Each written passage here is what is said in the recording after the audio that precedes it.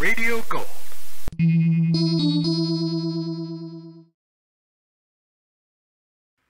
The Mercury Theater on the Air was thought by many to be the finest quality radio drama of the 1930s. Featuring the acclaimed New York drama company founded by Orson Welles and John Houseman, which had just produced an unprecedented season of critical and box office hits on Broadway. These ambitious live performance radio plays featured an impressive array of talents, many of whom went on to fame and fortune in the years to come. The show first broadcast on CBS and the Canadian Broadcasting Corporation in July 1938.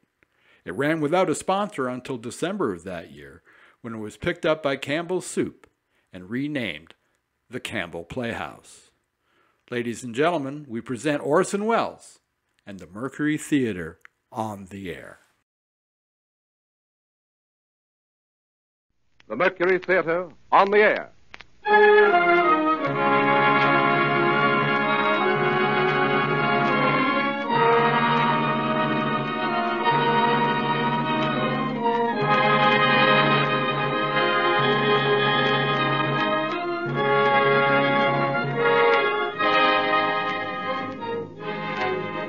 The Columbia Broadcasting System takes pleasure in bringing you the 12th in its series of weekly broadcasts featuring Orson Welles and the Mercury Theater on the Air. Tonight, Broadway's and radio's most celebrated theatrical producing company brings to life the best-loved character in detective fiction, the immortal Sherlock Holmes. The play is Orson Welles' own adaptation for radio of William Gillette's enduring melodrama based on the famous stories by Sir Arthur Conan Doyle. Before the performance begins, here is the director of the Mercury Theater, the star and producer of these unique broadcasts, Orson Welles. Good evening. Well, tonight it's back to Baker Street. Back to that unlikely London of the 19th century where high adventure awaits all who would seek it, in a hansom cab or under a gas lamp in an Inverness cape. For tonight we pay tribute to the most wonderful member of that most wonderful world, a gentleman who never lived and who will never die. There are only a few of them, these permanent profiles, everlasting silhouettes on the edge of the world.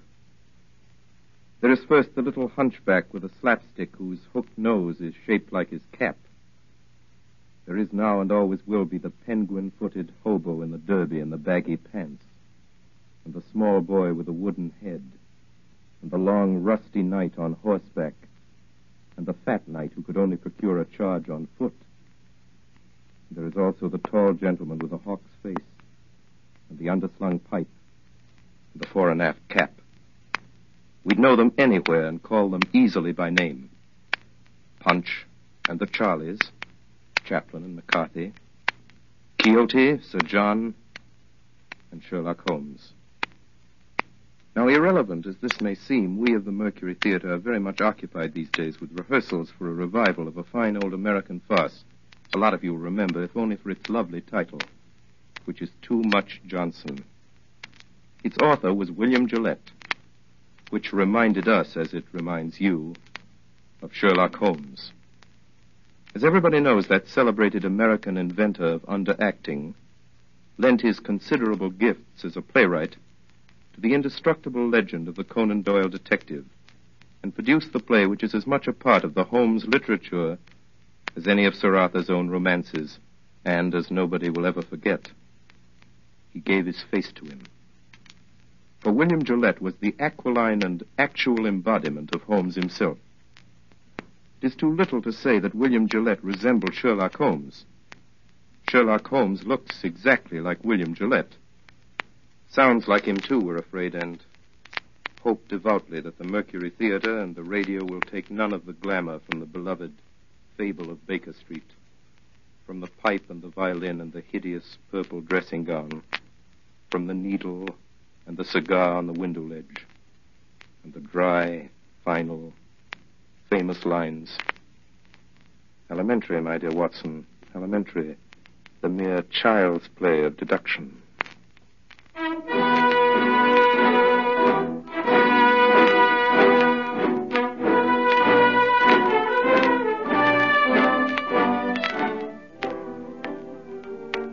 My name is Watson. I am a doctor. It was in the year 1880 that Holmes and I were introduced by a mutual acquaintance. At the time, we were both looking for a lodging that would suit our moderate means. This we found on the second floor of a house at 221B Baker Street. And it was during the years that we occupied these chambers together that Holmes established his unique international reputation as a consulting detective. During that time, I was privileged to be his daily companion, and I have done my modest share in giving to the world an account of some of his most famous cases. Most famous of these are the ones of which I have written under the names of the Speckled Band, Sign of Thor, Hound of the Baskervilles, and A Study in Scarlet.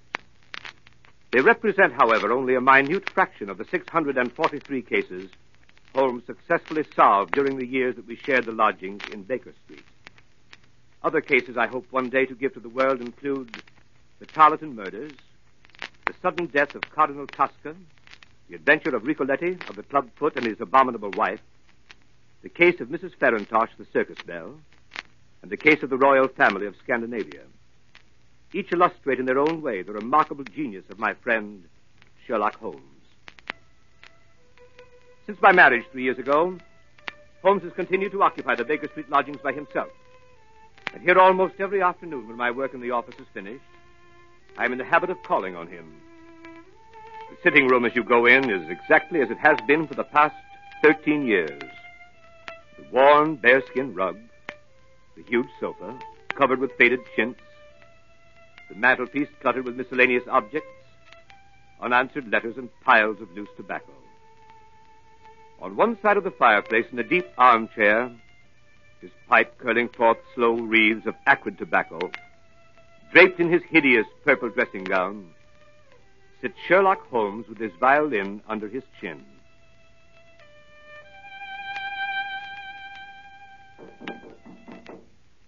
Come in. Oh, Watson, my dear fellow. How are you, Holmes? I'm delighted to see you. Perfectly delighted. Upon my word, I am, but I'm sorry to observe that your wife has left you. She has gone on a little visit. But how did you know? How did I? Well, I like that. How do I know anything?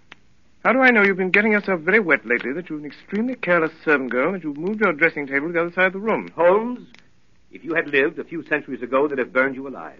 Such a conflagration would have saved me a great deal of trouble and expense. Tell me now, how did you know all that? Too simple to talk about. Scratches and clumsy cuts, my dear fellow, on the inner side of your shoe there, just where the firelight strikes it. Scratches, cuts.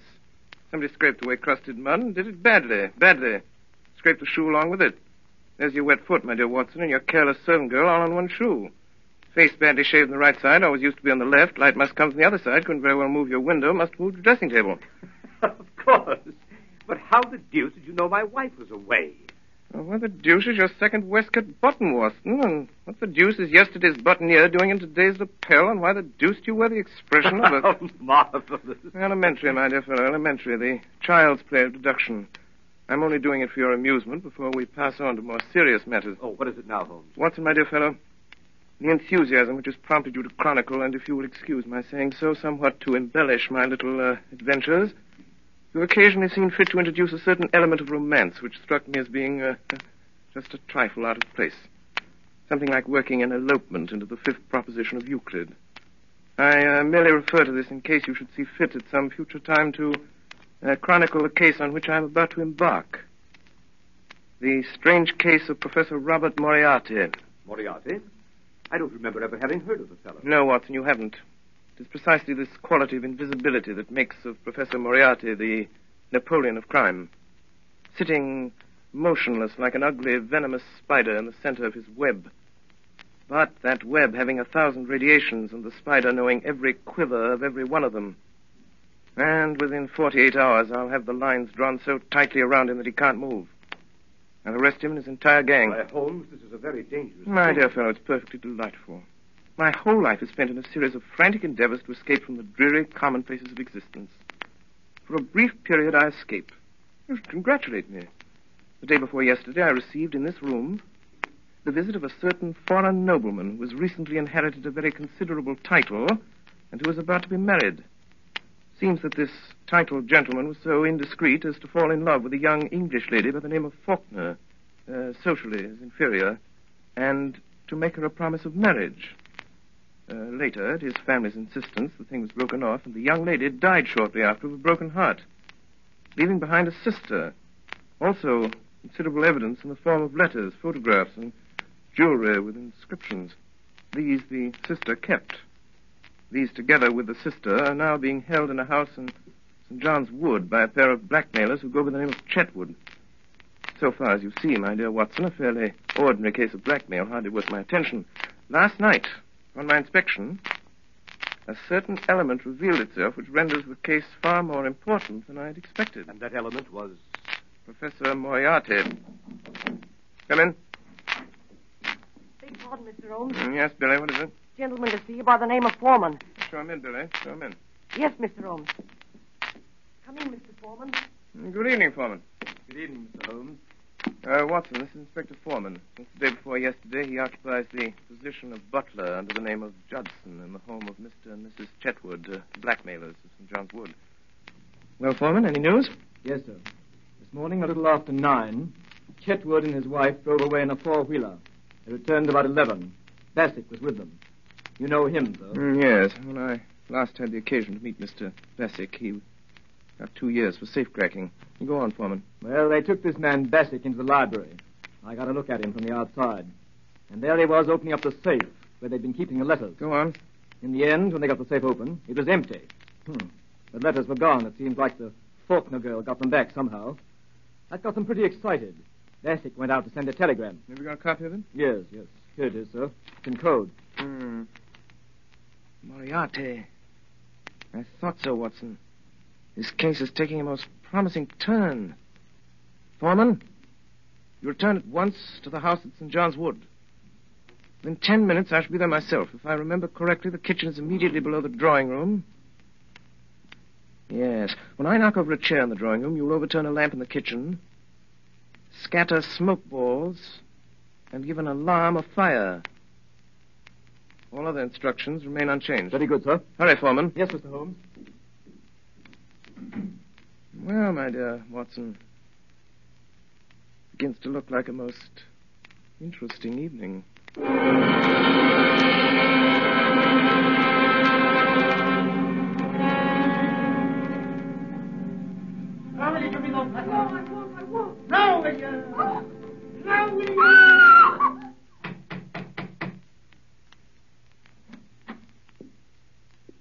Good evening. My name is Sherlock Holmes. Whom did you wish to see, Mr. Holmes? Oh, thank you so much, Mr. Chetwood. I had myself announced by the butler on my way up. Butler? I didn't. Oh, very well. Oh, here he is. Yes, Judson. Miss Faulkner begs Mr. Holmes to excuse her. She is not well enough to see anyone this evening.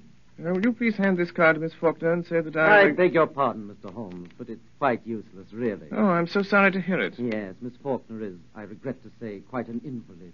She is unable to see anyone. Her health is so poor. Has it ever occurred to you, Mr. Chetwood, that she might be confined to the house too much? How does that concern you? It doesn't. I simply make the suggestion. Might like to think it over. What's your butler's name? Judson, sir. Very well, Judson. Go on, take my card up. Very good, sir. Well, this is really too good. Why, of course, he can take up your card or your note or whatever it is if you wish it so much. I was only trying to save you the trouble. Thanks. It's hardly any trouble at all to send up a card. You know, Mr. Holmes, you interest me very much. Oh, really? Upon my word, yes. We've all heard of your wonderful methods, the astonishing manner in which you gain information from the most trifling details. Now, I dare say, in this brief moment or two, you've discovered any number of things about me. Nothing of consequence, Mr. Chetwood. I hardly more than asked myself why you were so distressed to see me at this particular moment, and what there can possibly be about the safe in the lower part of that desk to cause you such painful anxiety. Yes, very good. Very good indeed. If those things were only true now, I'd be wonderfully impressed. It would be absolutely remarkable. Excuse me, sir. Judson. A message for you, Mr. Chetwood. You'll excuse me, I trust. It's from, Miss Faulkner. Well, really. She begs to be allowed to see you, Mr. Holmes. She absolutely implores it. Well, I suppose I shall have to give way. Judson, ask Miss Faulkner to come down to the drawing room. Say that Mr. Holmes is waiting to see her. Very good, sir. Quite remarkable, upon my soul. May I ask, if it's not an impertinent question, what message you sent up that could so have aroused Miss Faulkner's desire to come down? Merely if that she wasn't down here in 5 minutes, I'd go up. Oh, that was it. Yes, quite so. And unless I'm greatly mistaken, I hear the young lady on the stairs. In which case she has a minute and a half to spare. Alice, that is Miss Faulkner. Let me introduce Mr. Sherlock Holmes. Mr. Holmes, Miss Faulkner. I'm really most charmed to meet you. Although it does look as if you'd made me come down in spite of myself, doesn't it? I thank you very much indeed for consenting to see me, Miss Faulkner, but regret to observe that you were put to the trouble of making such a very rapid change of dress. Oh, yes. I did hurry a trifle, I confess. Mr. Holmes is quite living up to his reputation, isn't he, Freddie? Come in. Yes, ma'am. What are you doing here, Judson? I beg pardon, ma'am. I was answering the bell. What bell? The drawing room bell, sir. What do you mean, you blockhead? No one rang the bell. I'm quite sure it was rung, sir. Well, I tell you it did not ring. Your butler is right, Mr. Chetwood. The bell did ring. How do you know? I rang it. What do you want? I want to send my card to the real Miss Faulkner. For real? I said the real Miss Faulkner. Judson. Yes, sir. Holmes, what right have you to ring for servants and give orders in my house? What right have you to prevent my cards from reaching their destination? And how does it happen that you and this woman are resorting to trickery and deceit to prevent me from seeing Alice Faulkner? Through some trifling oversight, Judson, neither of the cards I handed to him has been delivered. Kindly see that this error does not occur again. My orders, sir. You have orders. I can't say, sir. You were told not to deliver my card. What business is it of yours, I'd like to know? I shall satisfy your curiosity on that point in a very short time, Mr. Chetwood. Yes, and you'll find out in a very short time that it isn't safe to meddle with me. It wouldn't be any trouble at all for me to throw you out into the street. Possibly not, but trouble would swiftly follow such an experiment on your part. It's a cursed lucky thing for you I'm not armed. Yes, well, Miss Faulkner comes down, you go and arm yourself. Arm myself? I'll call the police. What's more, I'll do it now. Oh, no, you will not do it now. You will remain where you are until the lady I came here to see has entered this room. What makes you so sure of that? Because you will prefer to avoid an investigation of your suspicious conduct, Mr. James Larrabee. Larrabee? That is the name under which you are known to Scotland Yard, I believe, Mr. Chetwood. This lady here is your wife. To you, Judson, you will either deliver that card to Miss Faulkner at once or sleep in the police station tonight. That is of small consequence to me, which you do. Shall I go, sir? Go on. Take up the card. It makes no difference to me. A short time since, Larrabee, you displayed an acute anxiety to leave the room. Pray do not let me detain you or your wife any longer. Take it you prefer to remain while I talk to Miss Faulkner? We do, Mr. Holmes. Last, Miss Faulkner. This is Mr. Holmes. Yes, You wish to see me? very much indeed, Miss Faulkner, but I'm sorry to see that you are far from well. Oh, no, No? Beg your pardon. What does this mark mean? Oh, nothing. Nothing? No. And the mark here on your neck, plainly showing the clutch of a man's fingers, does that mean nothing also? Occurs to me that I should like to have an explanation of this. Possibly you can furnish one, Mr. Larrabee. How should I know? It seems to have occurred in your own house. What if it did? You'd better understand that it isn't healthy for you or anyone else to interfere with my business. That is your business. We have that much at least. Pray be seated, Miss Faulkner. I don't know who you are, Mr. Holmes, or why you were here. I shall be very glad indeed to explain. My business is this.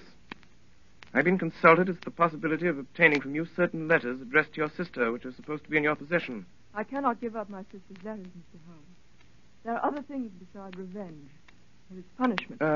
Believe me, Miss Faulkner. There is nothing more to say. Good night, Mr. Holmes. But my dear Miss Faulkner... Oh, I'm so sorry. How clumsy of me to turn over this chair. Fire! Fire! Oh, help! Oh, what's that? What's that? What's going on in your house here? Fire! Where? The lamp, sir. Lamp? The lamp in the kitchen, sir. It fell off the table and everything down there is blazing, sir. Quick, sir, come down. Quick, come. Don't alarm yourself, Miss Faulkner. There is no fire. No fire. The smoke was all arranged for. Arranged for? What does it mean, Mr. Holmes? It means this, Miss Faulkner. It means that I wanted a package of letters, Miss Faulkner, and that by following your eyes just now, when you thought there was a fire, I discovered that you'd hidden them in the upholstery of this chair. Yes. Quite elementary, as you see. And now that they're in my possession, there seems to be no reason for me to remain any longer in this house. Good night, Miss Faulkner. Miss Faulkner. Yes. I can't take them, Miss Faulkner. These letters belong to you. I find that I cannot keep them. Unless you can possibly change your mind and let me have them of your own free will. I hardly suppose you could. I will therefore return them to you, and, oh, here's our friend Mr. Larrabee returning from the fire. So, you've got the letters, have you? Now I suppose we're going to see you walk out of the house with them. On the contrary, you're going to see me return them to their rightful owner. Miss Faulkner, here are your letters. Should you ever change your mind and be so generous, so forgiving as to wish to return these letters to the one who wrote them, you have my address. In any event, rest assured there will be no more cruelty, no more persecution in this house. Thank you, Mr. Holmes. You are perfectly safe with your property, Miss Faulkner, for I shall so arrange it that your faintest cry of distress will be heard. And if that cry is heard, it will be very unfortunate for those who are responsible. As for you, Mr. Larrabee, and you, Madame, I beg you to understand that you continue your persecution of that young lady at your peril. Good night. Miss Faulkner. Come here, Miss Faulkner. Now. Are you going to give me those letters? No, never. Are you going to give me those letters?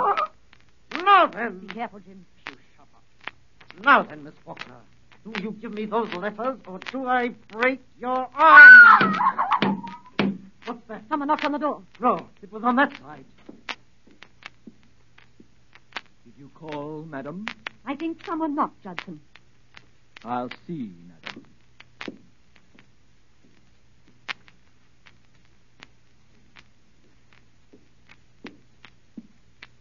I beg pardon, madam, but there's no one at the door.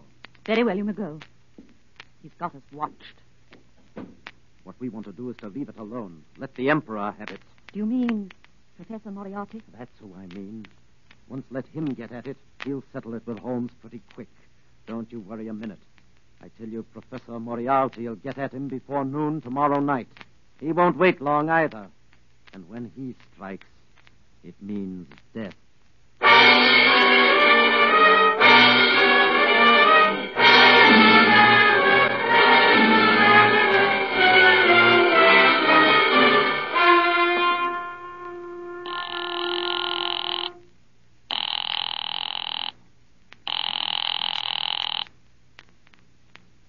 Number?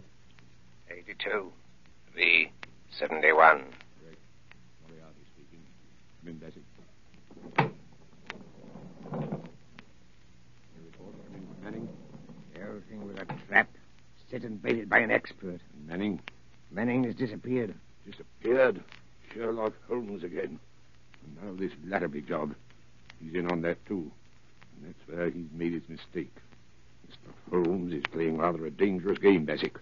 Inspector Wilson tried it 7 years ago. Wilson is dead. 2 years later, Henderson took it up. We haven't heard anything of Henderson lately, eh? Not a thing, sir. We'll see about that. This Holmes is rather a talented man.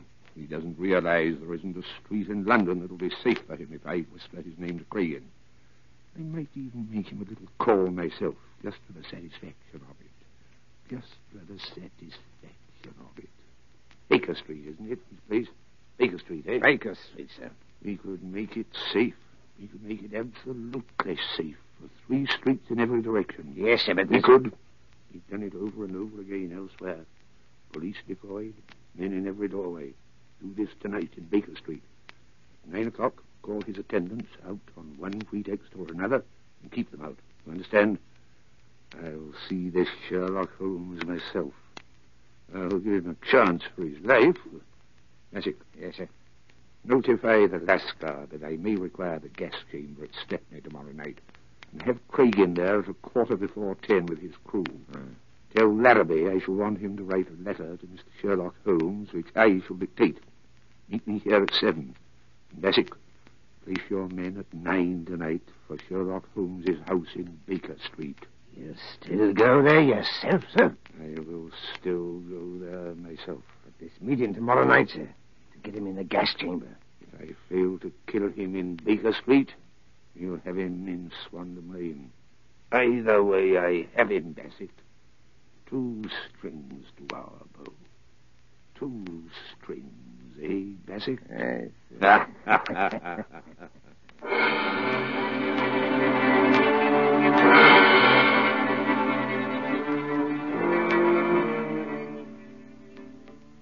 That evening, Holmes and I dined together at Scott's in Piccadilly Circus.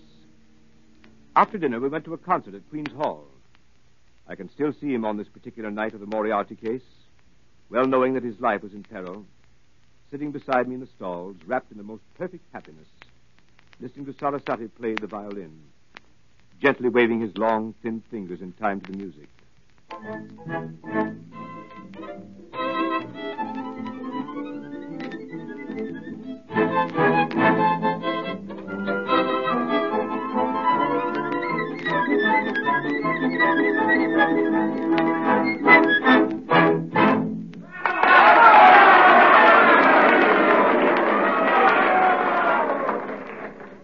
When it was over, he rose, put on his long coat, and started with long steps in the direction of the street. Come, my dear Watson. Let's go on to Baker Street. I have an idea that very soon we shall be receiving a most interesting visit. In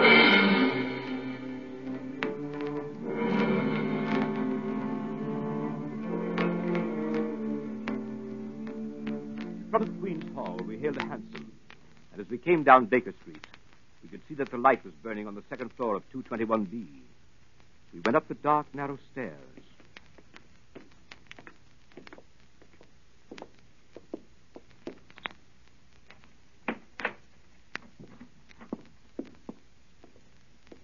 Mr. Holmes. The boy Billy was waiting for us. Mr. Yes. Holmes. What is it? Mrs. Hudson's compliments, sir, and she wants to know if she can see you. Now, where is Mrs. Hudson? Downstairs in the kitchen, sir. My compliments, and I don't think she can. Where she is.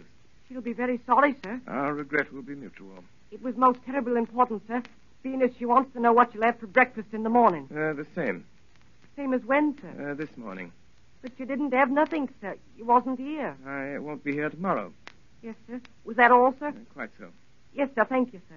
Oh, Mr. Holmes, here's a letter for you, sir, on the table. Delivered 10 minutes ago. Well, read it, Watson. There's a good fellow. When I put on my dressing gown. Yes. Dear sir. Thus addresses me. Why, James Larrabee. And what has James to say this evening? Dear sir. I hope he won't say that again.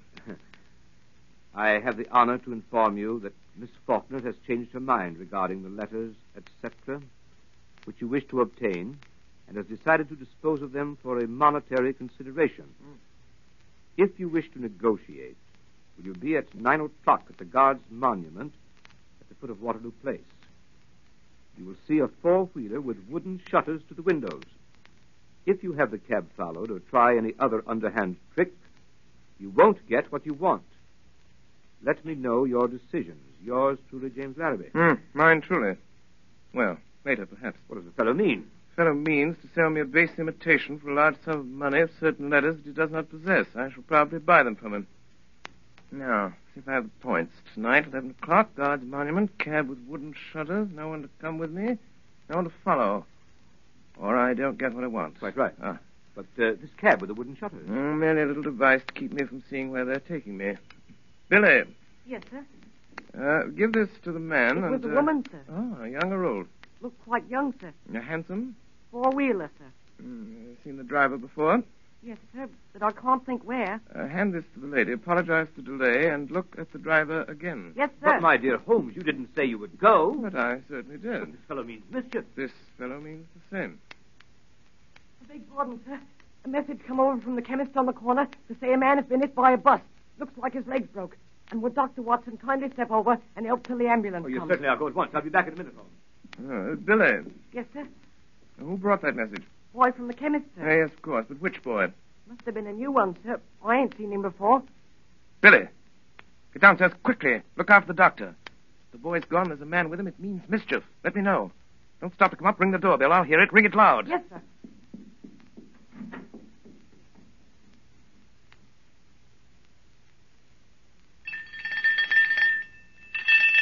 Look out, sir. Look out. Look out.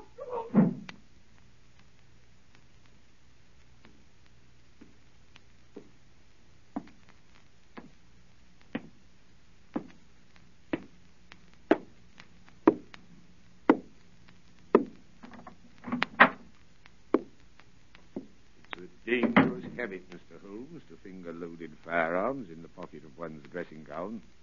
I give you my word, Professor Moriarty. You'll be taken from here to the hospital if you keep your hand behind you like that. That's better. In that case, please put your revolver on the table.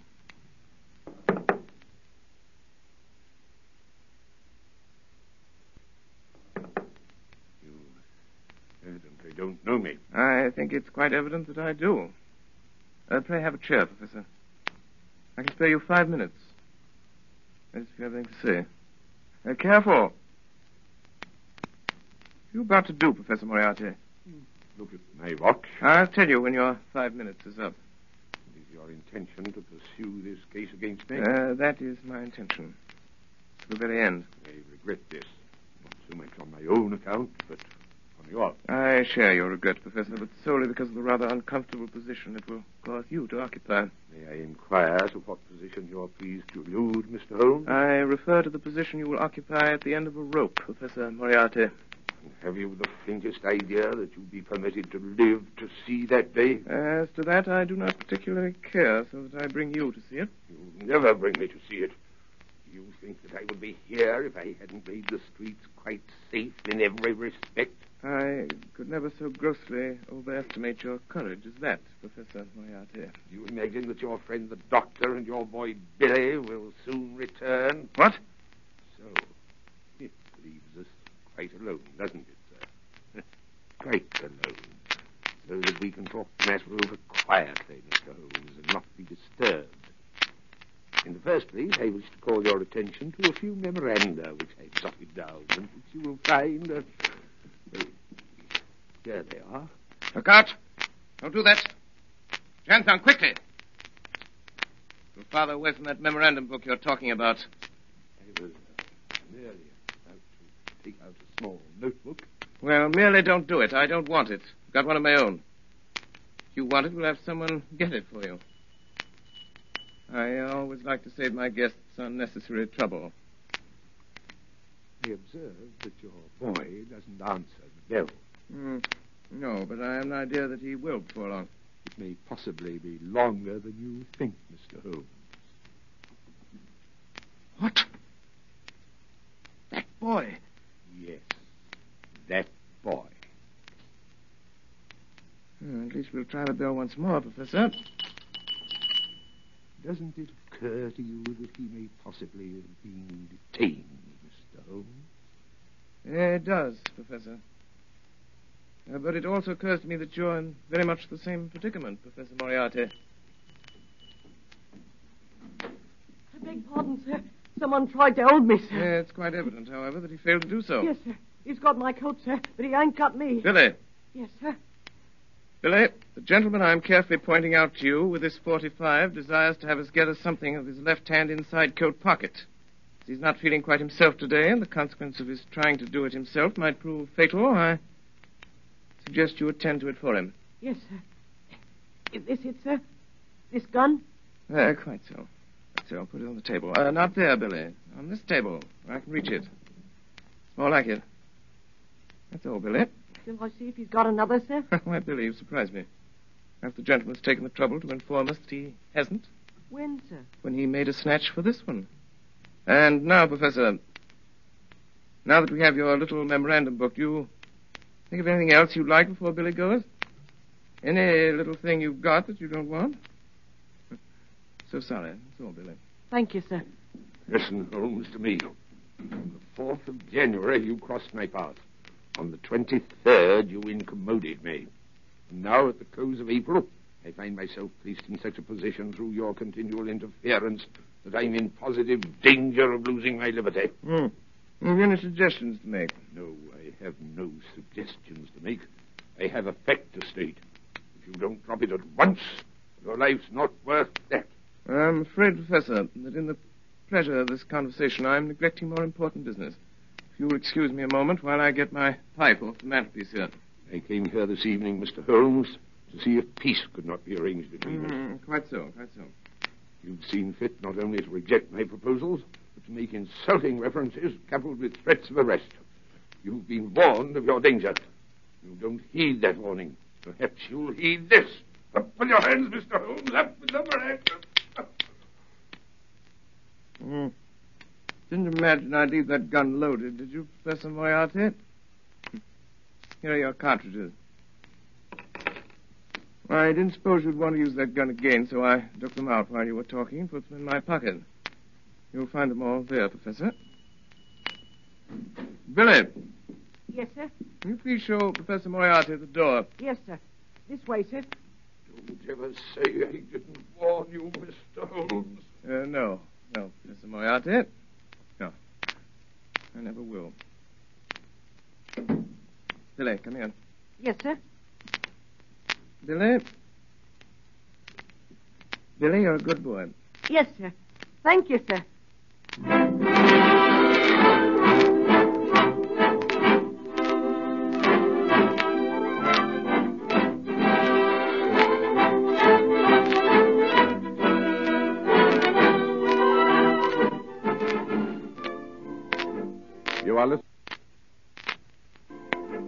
You are listening to the Columbia Broadcasting System's presentation of Orson Welles and the Mercury Theater on the Air in Sherlock Holmes, with Orson Welles in the title role and Ray Collins as Dr. Watson. We pause a moment for station identification. This is the Columbia Broadcasting System.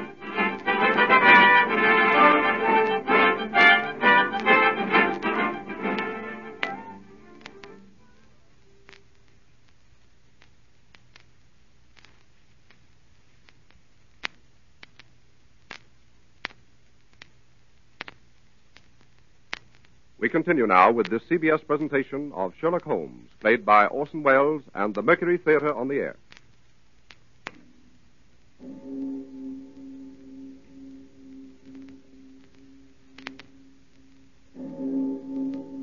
It was exactly 9 o'clock when Sherlock Holmes left the house in Baker Street. He had given the strictest instructions that no one was to follow him. If there had been no word from him by noon of the following day, we must notify Scotland Yard. I went to the window and looked after him as he went down Baker Street. A tall, thin figure in a gray ulster, walking with long, smooth steps in the direction of Langham Place. There he entered a cab.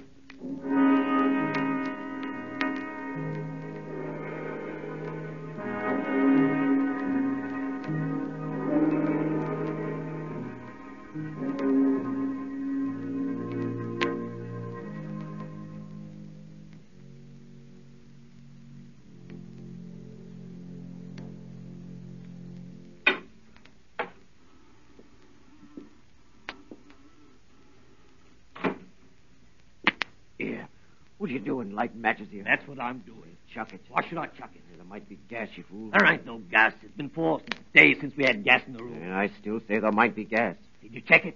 I will. Here goes. Ready? Give it a turn. That'll do. Turn it off. 5 minutes of that. All your troubles are ended. Here. What's that? Bassick? That's right, Creighton. Did you hear it? Yes, sir. McCabe? Yes, sir. Be careful now, you boys. You've got a tough one tonight. You ain't said who, as I've heard. Sherlock Holmes. Oh. You mean that, sir? God's truth. You're going to count him out. Well, if you don't and he gets away, I'm sorry for you, that's all. Take it. The governor's here. Not the governor himself. Professor Moriarty. Shut up.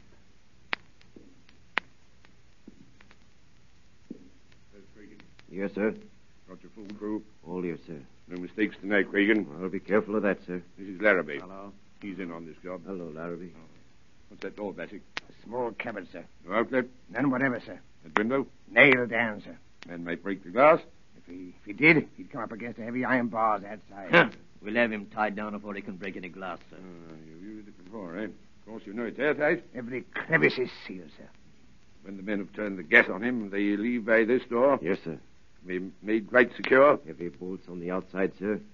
Solid oak bars over all. Let me see how quick you can operate them. They tie a man down, sir. There's no need to hurry. Let me see how quick you can operate them. Livy. Yes, sir.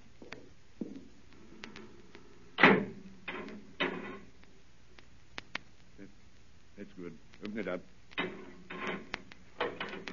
Now, Cregan, and the rest of you, one thing remember. Whatever happens, no shooting tonight. Not a single shot. Will be heard in the alley below. The first thing is to get his revolver away before he has a chance to use it. 2 of you attract his attention in front. The other come up on him from behind and snatch it out of his pocket. Then you have him. Arrange that, Cregan. I'll attend to it, sir. Mr. Larrabee, you understand? We wait for you. I understand, sir. They give you this opportunity to sell him the packet of letters you forged and get what you can for your trouble. A few £100 doesn't interest me, Mr. Larrabee. What I am after is Holmes. I understand, sir. When you've finished and got your money, you whistle, and these gentlemen come in. Let's hear it. You hear that, Cregan? That's right. And Cregan, the proper moment, present my compliments to Mr. Sherlock Holmes and say that I wished him a pleasant journey to the other side. Come on, Bassick. Good night, gentlemen. Good night. Good night. Good night. Good night, sir. All right, boys. Clear. When you hear the whistle, in you come. Right you are, sir. Larry, Yes, sir. you get down on the corner below. Let me know when he comes. I will let you know. Well, when you see him driving up, come down the alley and whistle 3 times. Very good, sir. Here. What's this? How did you get in? What are you doing there in the back? Hey! What is it, Larry? A woman here in the back. Bring her in. Come on, you. Come on. Oh, it's you, Miss Faulkner. It's true, then. How did you get to this place? I followed you in a cab. What have you been doing since I came up here? Informing the police, perhaps? No. I was afraid he'd come, so I waited. To warn him, I suppose. No. To warn him, yes. You're going to swindle and deceive him, sell him a packet of false letters. I know that. What else are you going to do to him? Wouldn't you like to know? Where are those men who came up here? What men? 3 terrible-looking men. I saw them go in at the street door. You don't mean these men, do you, Miss Faulkner? Ah! Tie her up, boys. You can't make a noise. Here you are, sir. Tie her up. Listen. That's him. There he is now. What? Holmes? That's him. That's the signal. You won't have time to get her out. Shove her in there, in the cupboard. Yeah, that'll do. In with her. Into the cupboard. Hey, there ain't no lock to this here cupboard door. Drive something in there. Here, this knife. This'll do it. That'll hold up. Now, quick, quick.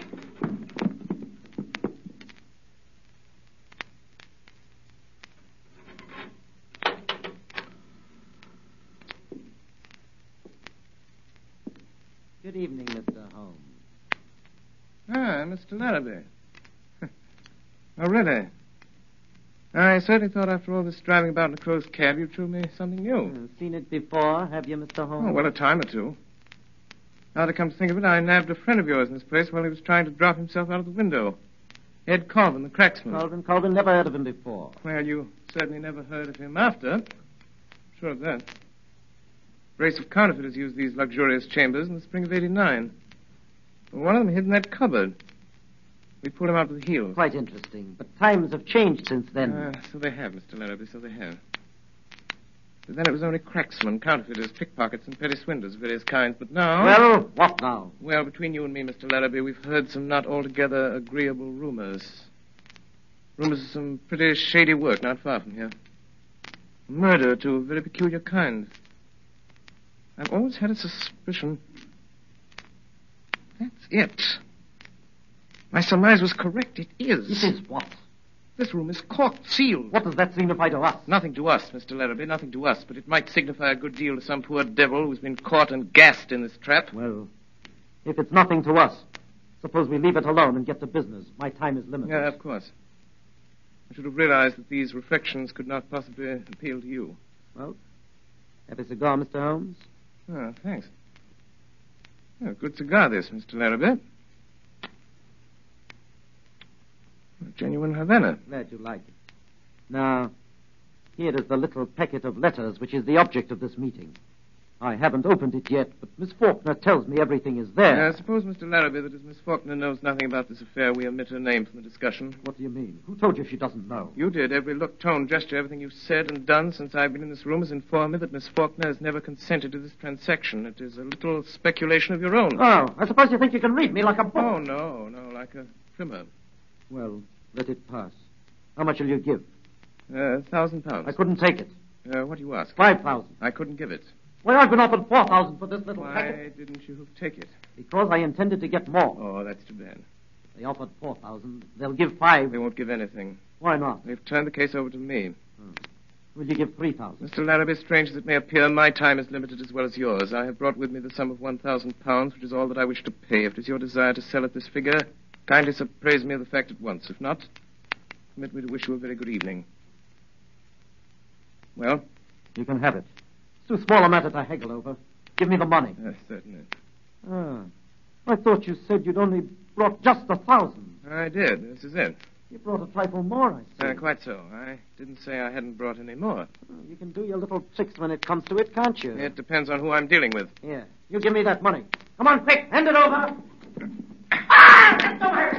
Now, I've got you where I want you, James Larrabee. You've been so cunning and so cautious and so wise, we couldn't find a thing to hold you for, but this little slip will get you in for robbery. You'll have me in, will you?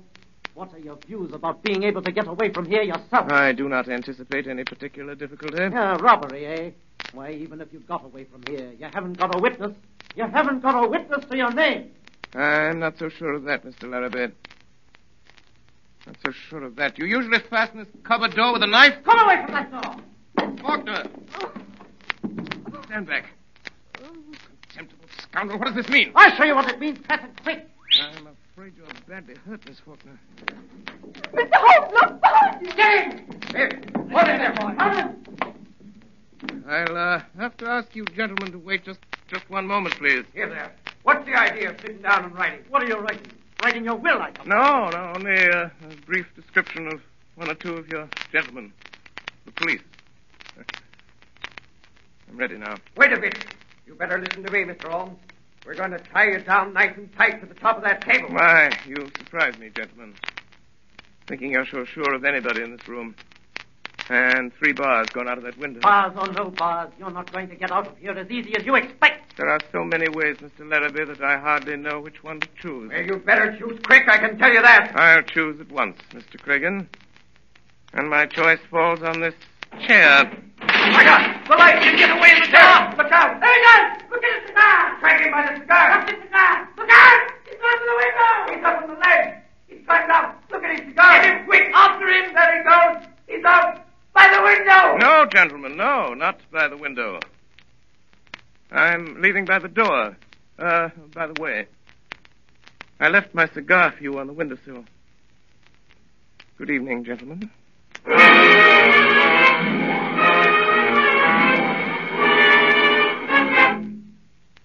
There was no news of Holmes that night, and Billy reported next morning that he had not breakfasted at home. I had a busy morning at my office in Harley Street.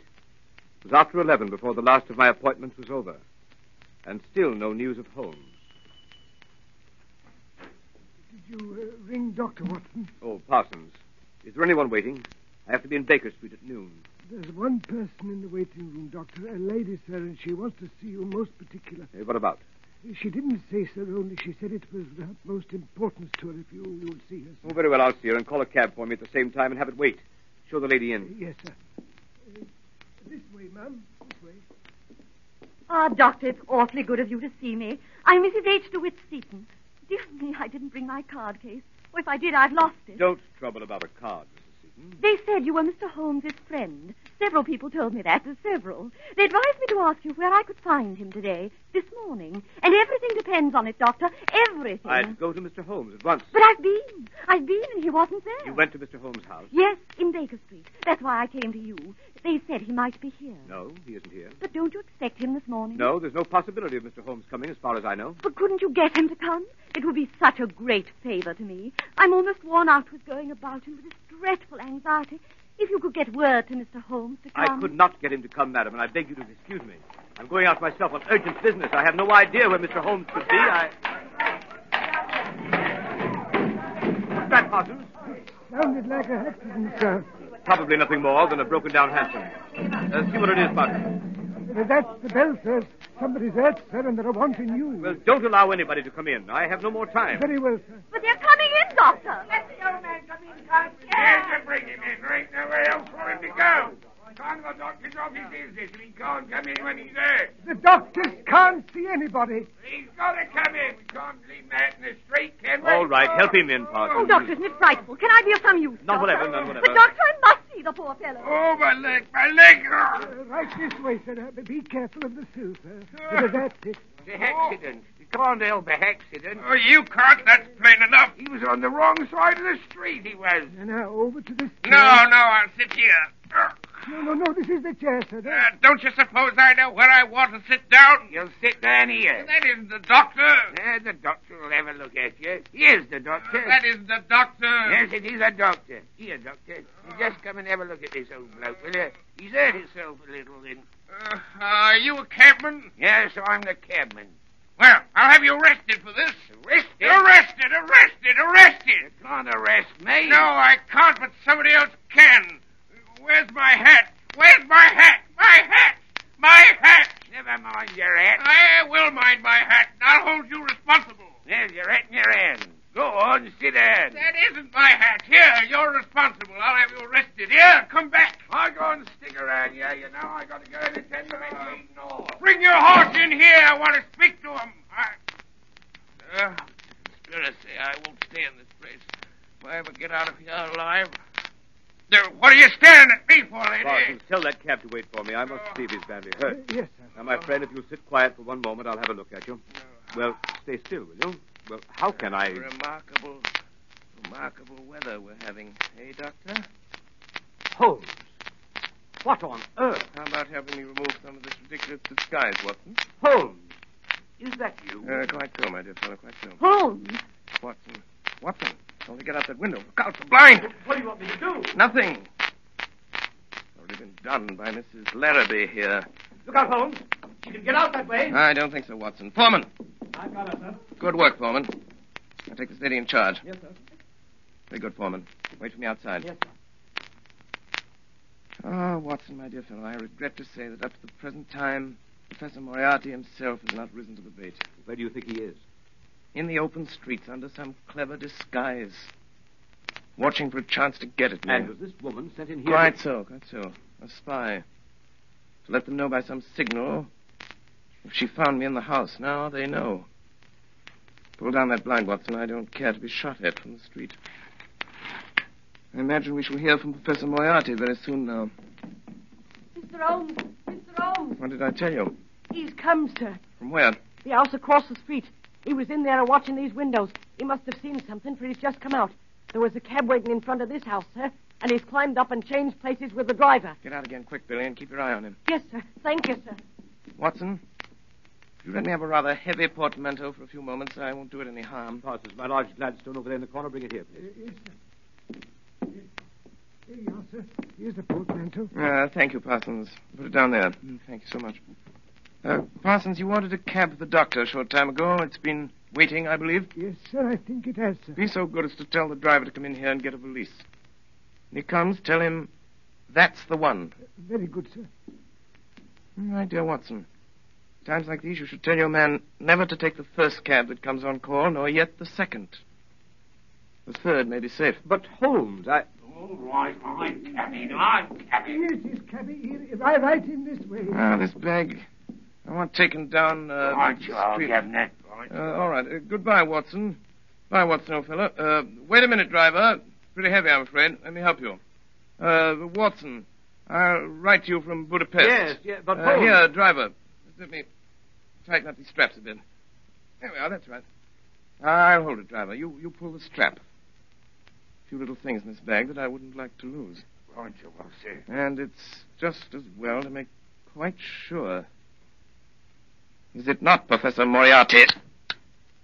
By means of a simple pair of handcuffs. Blast you, Holmes. Do you imagine, Sherlock Holmes, that this is the end? I ventured to dream that it might be. You quite sure the police will be able to hold me? Professor Moriarty, I'm quite sure of nothing. Take him away, Foreman.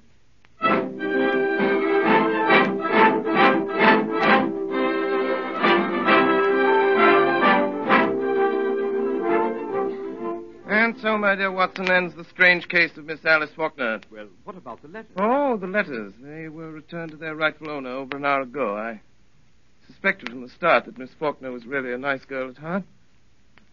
Ah, dear. What is it, Holmes? I was just reflecting, my dear Watson. With Moriarty out of the way, London, from the point of view of the criminal expert, is likely to become a singularly uninteresting city. One's morning paper, a veritable wilderness of boredom. Mr. Holmes!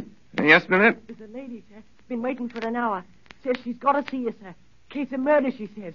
She's got her face veiled. From which I deduce that she is a lady of over 41 and less than 45, of a strange, dark beauty and considerable social eminence. And that she has lived for some years in the Near East. That she is now wearing a large blood ruby on the second finger of her left hand. Holmes, how do you know these things? It's amazing. Elementary, my dear Watson. Elementary. The child's play of deduction.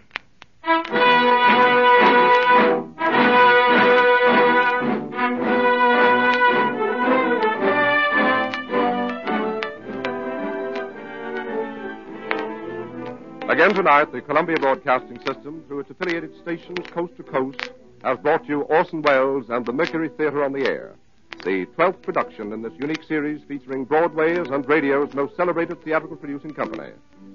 This evening, the play was Orson Welles' own adaptation of William Gillette's Sherlock Holmes. In the cast, Dr. Watson, played by Ray Collins, Alice Faulkner by Mary Taylor, Madge Larrabee by Brenda Forbes, James Larrabee by Edgar Barrier, Inspector Foreman by Morgan Farley, Cragen by Richard Wilson, Brassic by Alfred Shirley, Leary by William Allen, Billy by Arthur Anderson, Professor Moriarty by Eustace Wyatt, and Sherlock Holmes by Orson Welles. The orchestra was conducted by Bernard Herrmann, and the production was supervised for CBS by Davidson Taylor. Your announcer is Frank Gallup.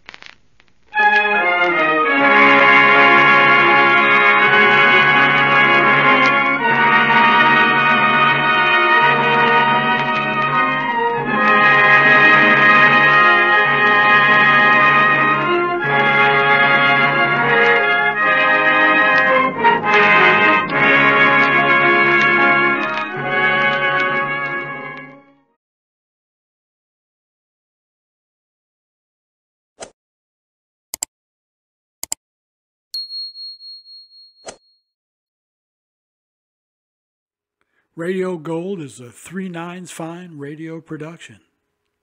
See you next time.